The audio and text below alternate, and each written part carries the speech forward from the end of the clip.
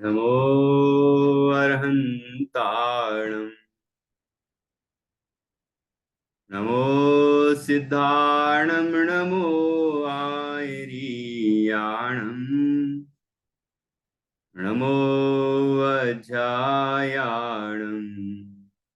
नमो लोये सव्यसाहुणम्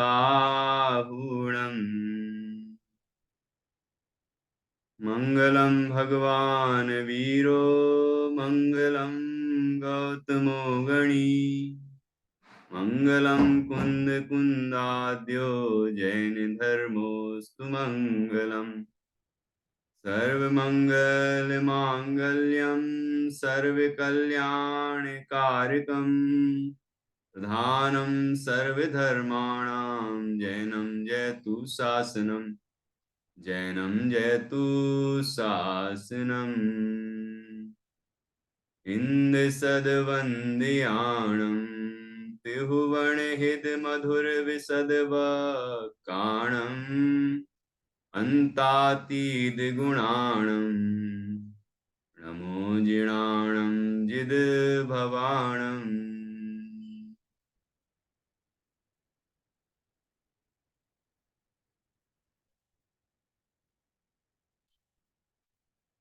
आचार्य श्री कुंद कुंद देव द्वारा रचित यह पंचास्तिकाय संग्रह परमागम है।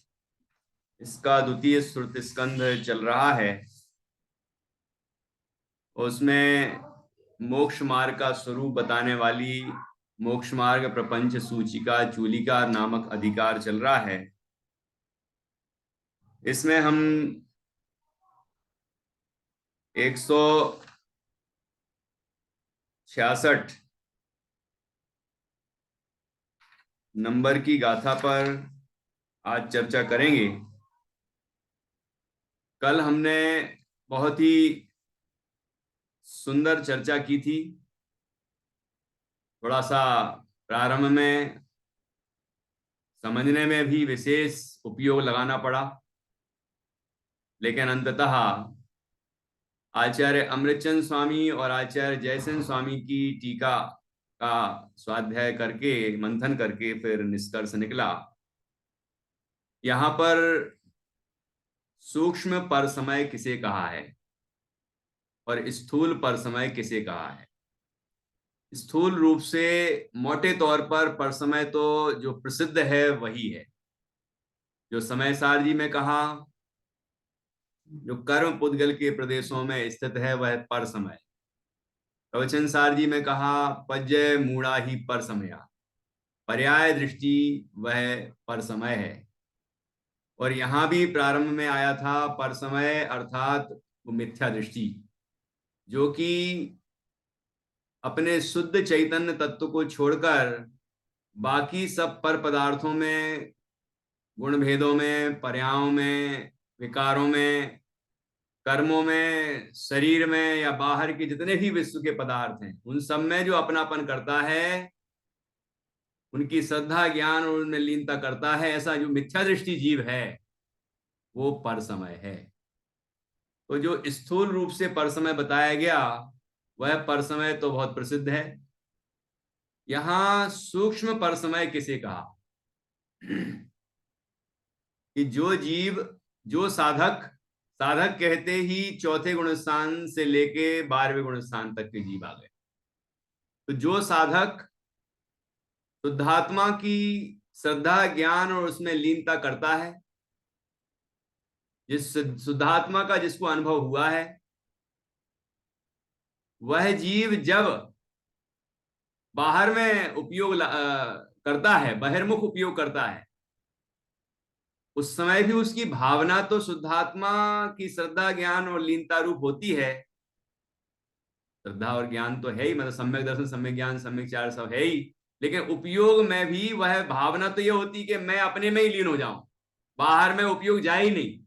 लेकिन फिर भी उपयोग बाहर में चला जाता है और उस बहिर्मुख उपयोग में अशुभ से बचने के लिए शुभ राग आता है, भगवान जिनेन्द्र की भक्ति का परिणाम आता है, पंच परमेष्टि की आराधना का भाव आता है। तो ऐसे जो शुभ भाव आते हैं, जिसको शुद्ध संप्रयोग कहा गया है, उस शुद्ध संप्रयोग में जो स्थित है, लेकिन जो साधक है, सम्यक दृष्टि है, ज्ञानी है, वह सूक्ष्म पर समय है। ख्याल में आया कि नहीं?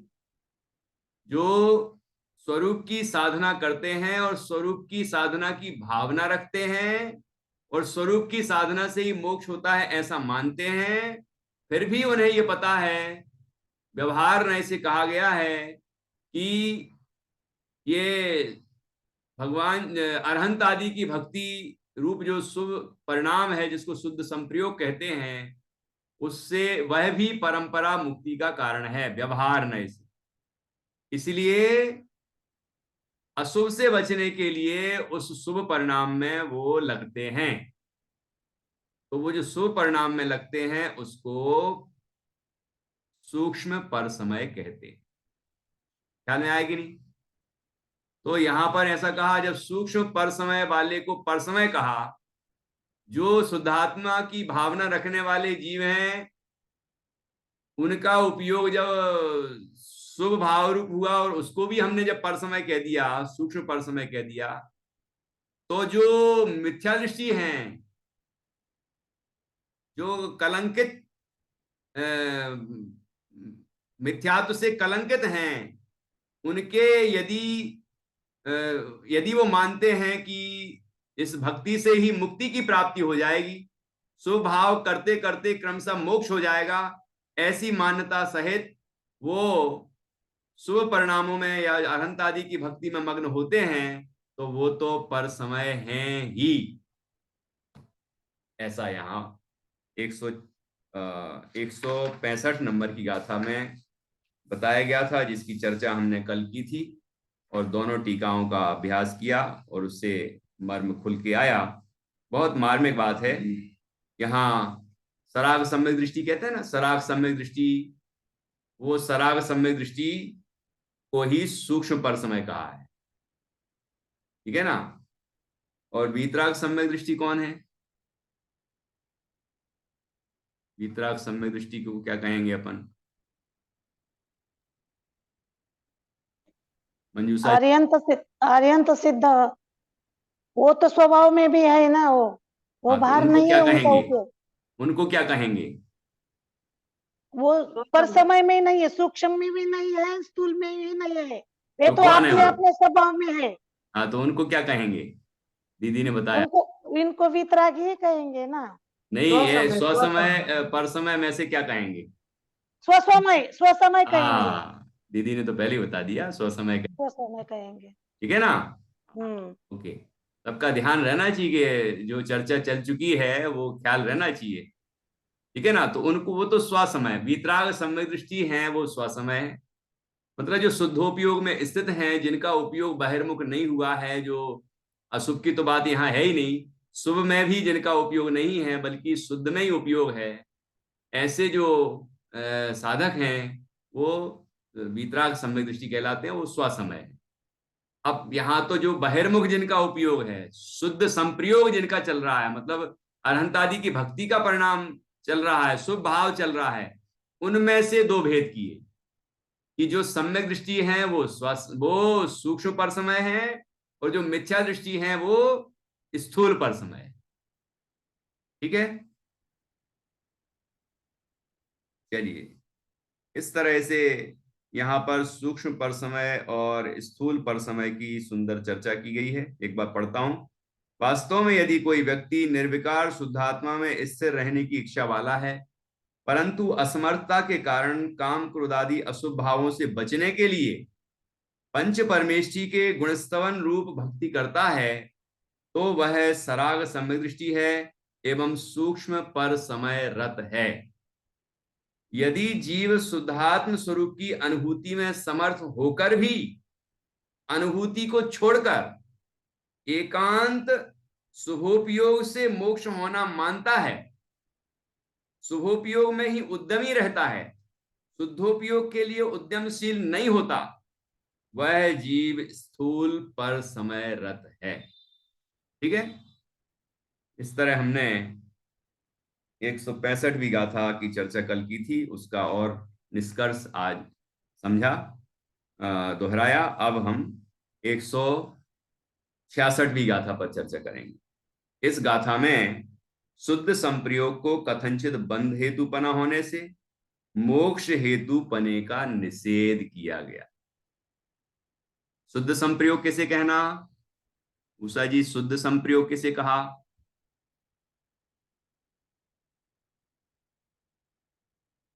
बताइए, शुद्ध संप्रयोग किसे कहा गया है? परिभाषाएं ध्यान रहना चाहिए। हाँ बोलिए। जी, शुभ शुभ भाव के लिए। हाँ, वो कौन सा शुभ भाव? यहाँ भक्ति, पता भक्ति है। रूप हाँ, अरहंतादि भक्ति रूप। बहुत अच्छा, बहुत बढ़िया। आदि की भक्ति रूप जो शुभ भाव है, शुभोपयोग है, उसे यहाँ शुद्ध संप्रयोग कहा गया है। ठीक है। तो वो शुद्ध संप्रयोग कथनचित बंध हेतुपना होने से, शुद्ध संप्रयोग को कथनचित बंध, किसी अपेक्षा से बंध हेतु है वो, तो उसके मोक्ष हेतु पने का निषेध। वो कथनचित बंध हेतु है तो मोक्ष हेतु नहीं है। अब कोई कोई ऐसा कहने लगते हैं कि वो परिणाम बंध हेतु ही है, कह दिया है, सर्वथा कैसे हो सकता है, मोक्ष हेतु क्यों नहीं है, सर्वथा ही क्यों नहीं है, जबकि कहा है परंपरा से मोक्ष हेतु है। तो वो उस अपेक्षा को यहाँ गौण किया है, और परंपरा का मतलब भी तो यही है, वो अभाव रूप परंपरा है। परंपरा से का मतलब ये थोड़ी कि स्वभाव करते करते मोक्ष हो जाएगा। ये तो स्थूल पर समय कहा है ऐसा मानने वाले को। ठीक है ना।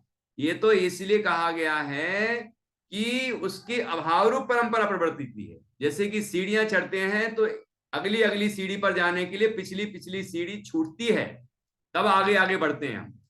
ऐसे ही जितनी जितनी स्वरूप में स्थिरता बढ़ती चली जाती है, उतनी उतनी अस्थिरता घटती चली जाती है। ये अस्थिरता का घटना ये परंपरा से मोक्ष का हेतु है।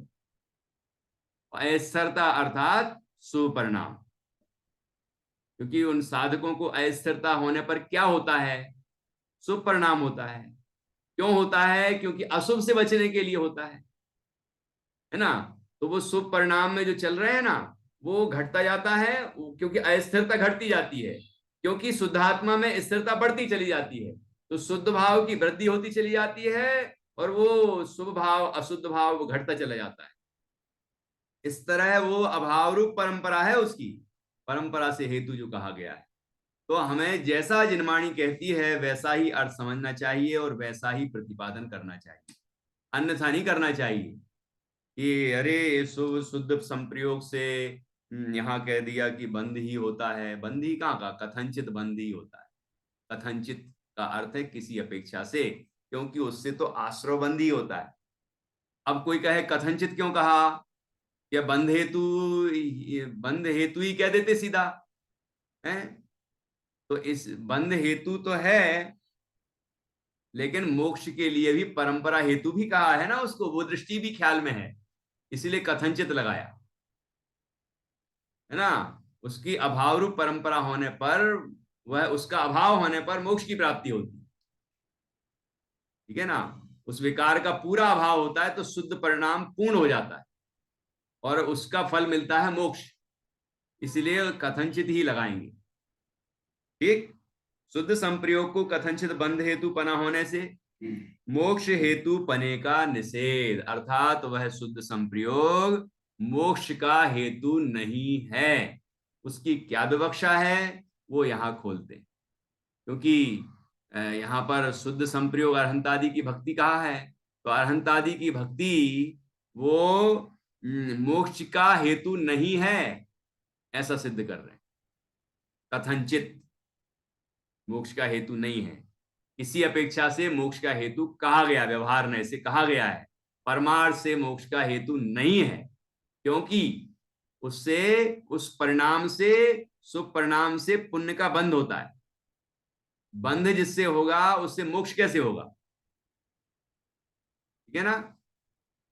ये जो भी दृष्टि है उसको अच्छी तरह से समझना चाहिए। तो देखिए 166वीं गाथा है, यहाँ गाथा पढ़ेंगे हम। और उसके बाद उसका मर्म समझेंगे। अरहंत सिद्ध चेदिय पवयण पवयण गणनान भक्ति संपन्नो पवयण गणनान भक्ति संपन्नो बंधति पुण्यम बहुसो बंधति पुण्यम बहुसो नहुसो नहुसो कम अक्षयम कुणदी नहुसो कम अक्षयम कुणदी अरहंत सिद्ध चेदिय पवयण गणनान भक्ति संपन्नो बंधति पुण्यम बहुसो नहुसो कम अक्षयम कुणदी। अरहंत सिद्ध चेदीय चेदीय अर्थात चैत्य, संस्कृत में लिखा है चैत्य। चैत्य अर्थात होता है अरहंत आदि की प्रतिमा, जिन प्रतिमा अरहंत आदि की जो प्रतिमा है वो कहलाती है चैत्य। इसलिए जहां प्रतिमा विराजमान हो उसको कहते हैं चैत्यालय। अभी लोक व्यवहार में ये प्रचलित हो गया कि जो जो तात्कालिक बनाया गया है, जहां जिन प्रतिमा विराजमान की गई है और उसको कहीं और विराजमान कर सकते हैं, तो उसको हम कह देते हैं चैत्यालय। और जहां स्थापना हो गई और वहां स्थापना रहेगी, वो बदला नहीं जाएगा, तो हम उसको कहते हैं मंदिर, जिन मंदिर। लेकिन चैत्यालय भी जिन मंदिर ही है। वो अभी लोक व्यवहार में जो चल रहा है वो ठीक है, वो अलग विषय है। लेकिन जैसे अकृत्रिम चैत्यालय, वो क्या ऐसे चैत्यालय होते हैं कि जहां से प्रतिमा कुछ समय बाद हटा के दूसरी जगह विराजमान कर देंगे? नहीं, चैत्यालय, चैत्य का अर्थ है जिन प्रतिमा, और चैत्यालय का अर्थ है जहां वो चैत्य विराजमान है, वो स्थान चैत्यालय। जैसे देवालय, जिनालय, है ना, तो वो इन्हीं के पर्यायवाची है चैत्यालय। तो यहाँ चैत्य अर्थात जिन प्रतिमा, तो अरहंत आदि की प्रतिमा वो चैत्य है। और पवयण प्रवचन, प्रवचन किसको कहते हैं? प्रवचन अर्थात अर्थात प्रकृष्ट अर्थात दिव्य, और वचन अर्थात वाणी अर्थात या ध्वनि, दिव्य ध्वनि, दिव्य ध्वनि, प्रवचन, दिव्य वाणी, ये जिनेंद्र परमात्मा की वाणी होती है ना। उनकी परंपरा से, गणधरों की परंपरा से, आचार्यों की परंपरा से, ज्ञानियों की परंपरा से जो आया है वो प्रवचन। कोई हमारा प्रवचन नहीं है, वो भगवान जिनेंद्र का प्रवचन है। कोई ऐसा मान ले कि मैं प्रवचनकार हूं, ऐसा अहंकार करे, तो ये ठीक नहीं है। क्योंकि हम कौन से प्रवचनकार हैं? हम कौन से प्रवचन देते हैं? हम तो प्रवचन को गुरुदेव कहते थे ना, ये तो हम तो जिनेंद्र भगवान के आड़तिया हैं। उसको भी बोलते हैं, क्या बोलते हैं दीदी, याद है आपको? है? मतलब वो मतलब वो जैसे बाजीगर, वो मतलब एजेंट डाकिया है, होता मतलब है। आड़तिया मतलब एजेंट है। हाँ, एजेंट हैं, मतलब हाँ जैसे पोस्टमैन होता है, किसी की चिट्ठी लेके आया और आपको दे दी।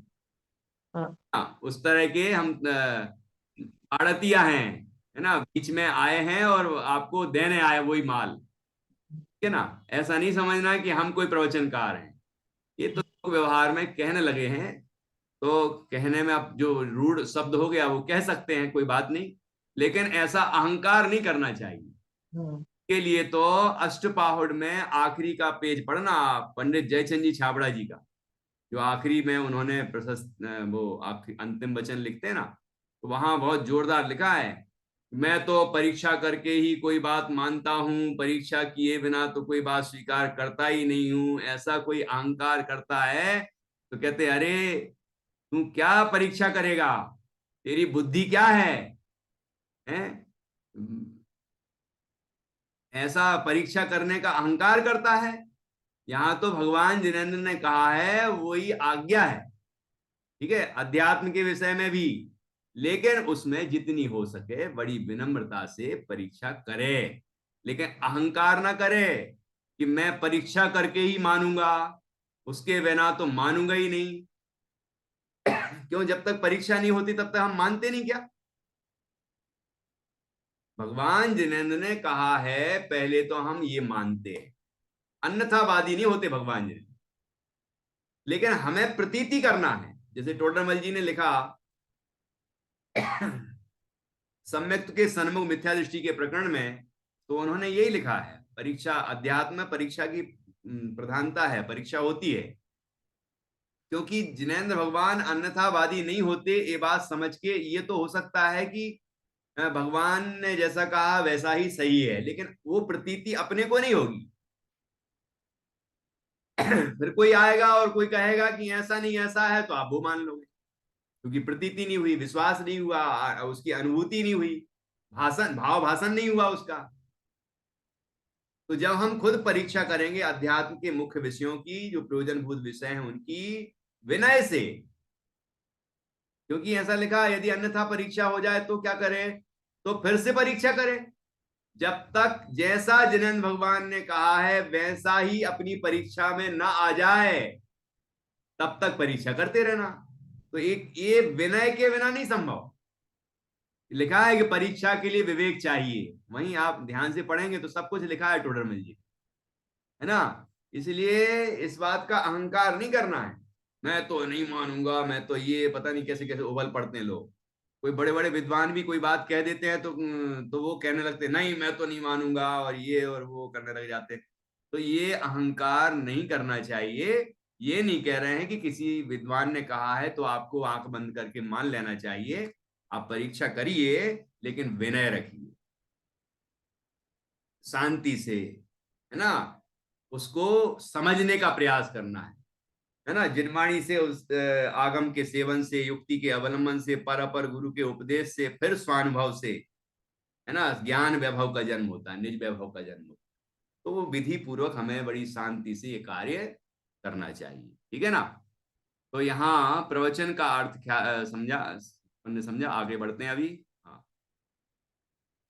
साधना जी। ये जो कहा ना परीक्षा करना, हाँ। तो भगवान की वीतरागता सर्वज्ञता जो है, परीक्षा उसकी करी है। और जब जो उनके वचन है तो वितरागी होंगे, हमको नहीं बैठते हैं तो हमको उसको बैठाने के लिए बार बार उसका बैठाने के मतलब लिए, पढ़ना, बिल्कुल। खुद को बैठाना, उनमें शंका नहीं करना। उनने हम्म। गलत बात पर ये जो लिखा है उन्होंने, वो मुझे नहीं बैठ रहा है कि निमित्त से कार्य नहीं होता है, तो ये मुझे बैठना चाहिए। बस। वो परीक्षा करनी कि उन्होंने बिल्कुल नहीं बिल्कुल। गलत लिखा है, मुझे क्यों नहीं हाँ बैठना है। बिल्कुल बिल्कुल, यही बात सही, ठीक ऐसे कहना चाह रहे परीक्षा हैं। करना है। वितरागता की मतलब तो जरूर परीक्षा करना कि रागी है कि वितरागी है, लेकिन हम्म। उनने जो कहा है वितरागी ने, वो तो गलत है ही नहीं। मेरे नहीं गलत, बैठ रहा, ये मेरी गलती है। हाँ गलत है ही नहीं, पहली बात। दूसरी हाँ बात ये कि आप फिर भी उसके लिए बार बार मंथन करके निर्णय करो कि हाँ ऐसा ही मुझे भाषित होना चाहिए। हाँ क्यों नहीं भाष रहा है, तो उसके लिए तर्क लगाएं, युक्ति लगाएं, है ना, विचार करें, मंथन करें, और तब तक करते रहें जब तक वैसा हमारे अंदर बैठ ना जाए, मतलब ऐसा हमें खुद ना महसूस हो कि हाँ यही बात सत्य है। तो करते रहो, कोई समस्या नहीं, लेकिन उसके लिए विनय चाहिए, विवेक चाहिए, ठीक है। इसको मैं उदाहरण देता हूं उत्तरमाला का। जैसे बच्चे गणित के सवाल करते हैं, है ना, हल करते हैं, आखिरी में उत्तरमाला दी रहती है, तो उत्तरमाला से मिलान करते हैं कि ये उत्तर जैसा मेरा आया वैसा वहां पीछे लिखा है कि नहीं। यदि नहीं लिखा है तो वो अपने उत्तर को ठीक करता है, अपनी प्रोसेस को चेक करता है कि हमने वो स्टेप बाय स्टेप उस विधि से हमने वो सम सॉल्व किया है कि नहीं किया है। यदि कोई गलती होती है तो उसको सुधारता है और फिर प्रयास करता है। तो जब जब उत्तर जैसा पीछे दिया है वैसा ही जब तक अपना ना आ जाए तब तक वो प्रयत्न करता रहता है, ठीक है ना। अब कोई कुतर्क मत करना कि कभी कभी मिसप्रिंट हो जाता है पीछे, वो अलग विषय है, ये उदाहरण एक देश लागू होता है ना।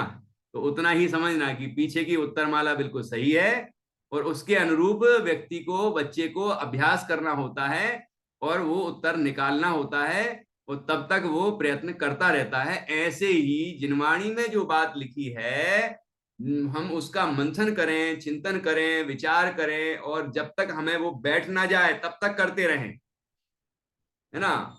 लेकिन विनय रखें, धैर्य रखें, विवेक रखें, कहीं उद्दंडता ना हो जाए, कहीं वो शंका ना हो जाए, कहीं हम भगवान पर ही शंका ना करने लग जाएं, है ना। जिन वच में शंका न धार, तो उस मर्यादा का खंडन ना हो जाए, उसका भी विवेक रखना चाहिए। ठीक है ना। तो यहाँ प्रवचन की बात की हमने। इसके बाद तो अरहंत सिद्ध चेदीय, चेदी अर्थात चैत्य, जिन प्रतिमा, पवयन अर्थात प्रवचन, जिनन भगवान की वाणी, गण, गण अर्थात ये मुनिगण, है ना। गण अर्थात समूह होता है। तो जैसे गणधर, तो मुनियों का संघ होता है, उसके वो आचार्यों के भी आचार्य होते हैं, गणधर होते हैं। तो गण का अर्थ है मुनिराज, मुनिगण। ऋणाण भक्ति, ऋणाण अर्थात ज्ञान, और भक्ति अर्थात उसके प्रति भक्ति का परिणाम, बहुमान का परिणाम, अहोभाव, तत्व ज्ञान के प्रति महिमा, वो ऋणाण भक्ति। संपन्नो, इन सब से संपन्न। देखो वो ये है संपन्न। हम सोचते हैं धन संपदा और पंचेंद्रिय के भोगों से हम संपन्न हैं, तो हम संपन्न हैं। इसमें कहा संपन्न है ये तो पुद्गल की सेना है, एक दिन छूट जाएगी। लेकिन असली चीज ये संपन्नता है। तो अब यहां तक तो कह रहे हैं इन सब चीजों से संपन्न, अरहंत की भक्ति से संपन्न, सिद्ध भक्ति से संपन्न, चैत्य की भक्ति से संपन्न, प्रवचन की भक्ति से संपन्न, मुनिगणों की भक्ति से संपन्न, और ज्ञान की भक्ति से संपन्न। ऐसा भक्ति अपन सभी में लगा सकते हैं। तो के प्रति भक्ति संपन्न, बंधदी पुण्यम बहुसो, बहुसो मतलब बहुत सारे, पुण्यम अर्थात पुण्य को, बंधदी अर्थात बांधता है। जो जीव इन सब से इस तरह की भक्ति से संपन्न होता है, वो बहुत से पुण्य को बांध लेता है, पुण्य का संचय होता है। और ऊपर की जो पंक्ति में इनके प्रति भक्ति लिखा है, ये शुद्ध संप्रयोग जो कहा गया ना, वही है सब इसके लिए, वो शुद्ध संप्रयोग है। ठीक है।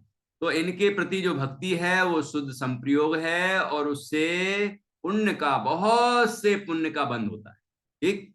अब जब बंध होता है तो क्या नहीं होता फिर, ऋणहु सो कम खयम कुणदी, तो फिर उससे ऋणहु सो मतलब वह न नहीं करता, कम खयम, कुणदी, कुणदी अर्थात करता है, कुणदी कम खयम कर्म का क्षय। तो वह जब बंद होता है, उस परिणाम से पुण्य का बंद होता है, तो उससे कर्म का क्षय नहीं होता है। अब कोई कह दे कि पुण्य की बहुत बहुत पुण्य का संचय होता है, उससे पाप कर्म की निर्जरा होती है, पाप कर्म का संवर होता है, उस अपेक्षा को लगा ले और यहाँ इस बात को काटने लग जाए, वो गलत बात है। उस अपेक्षा को आचार्य ध्यान में रखते हैं, लेकिन वो उस बात को गौण किया है कि जब पुण्य विशेष होता है, तो पाप के जो पुराने पाप के परमाणु हैं वो कभी संक्रमित होकर पुनरूप बदल जाते हैं। वो बात भी होती है ना। उसको ही, वो संक्रमण को ही पाप की निर्जरा कह देते हैं, करे पाप की निर्जरा है। और उसको कहते हैं समिति गुप्ति गुप्ति संयम धर्म, करे पाप की हानि, ऐसा कहा है। तो उस बात को भी ध्यान में रखा गया है, लेकिन उसको गौण किया है। और कहते हैं जिससे बहुत से पुण्य का बंध होता है, उससे कर्म का क्षय कैसे होता है। ये यहाँ पर कर्म की बात कर रहे हैं अकेली, ये कोई पुण्य और पाप की बात नहीं कर रहे हैं। यहाँ बात कर रहे हैं जब बंद होता है तो कर्म का क्षय नहीं होता, क्योंकि उससे तो आश्रय हो रहा है, बंद होता है। तो कर्म का क्षय कैसे होगा, मतलब कर्म नष्ट नहीं हो रहा है, पुण्य से पाप से बदल के पुण्य में चला गया, लेकिन कर्म क्षय तो नहीं हुआ ना। तो यहां पर कह रहे हैं कर्म क्षय नहीं हुआ, बस उस बात को मुख्यता देनी है। ठीक है ना। तो उस पुण्य परिणाम से पाप का क्षय नहीं होता है। देखिए अन्वयार्थ,